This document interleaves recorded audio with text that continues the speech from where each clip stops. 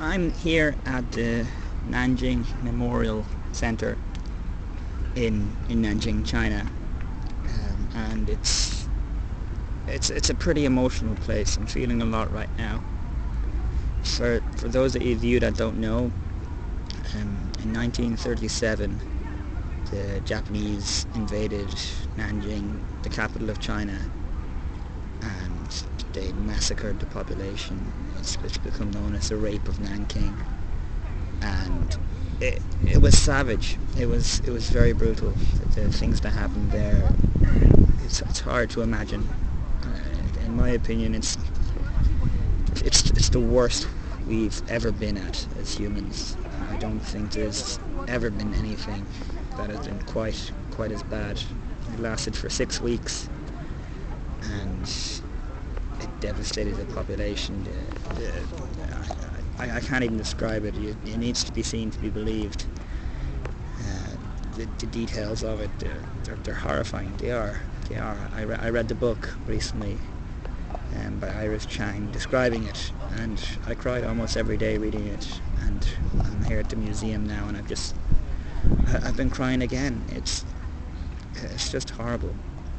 But the one very interesting thing about it, in my opinion, is that a group of Westerners stayed to protect the people in China, to protect the people in Nanjing. They set up an international safety zone, and the person who led this zone was a Nazi.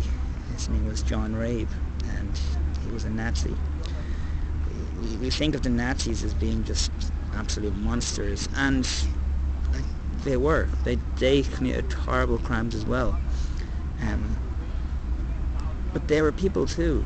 John Rabe saved hundreds of thousands of lives with his actions, and I honestly find him, he's a hero in my opinion. He's someone we should look up to, and we should know about. He should be a name that is known as someone who did what was right and that saved lives. And the people of China did appreciate him, and I'm sure they still do. They were naming their children after him, and they were calling him the living Buddha. That's it. He was a good man, a remarkably good man. But he was also affiliated with one of the harshest regimes history has ever known. And how do you corroborate those two facts? My pronunciation's off there. How do you make sense of that?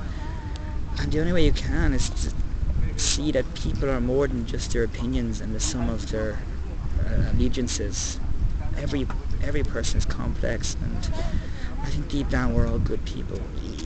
Even the soldiers that commit atrocity like that, many of them were young, many of them were raised in a society where they drilled into their head that they were the greatest, and they were just let loose.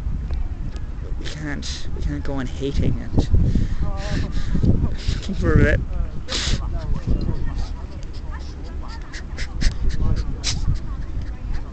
Sorry. Just can't hate.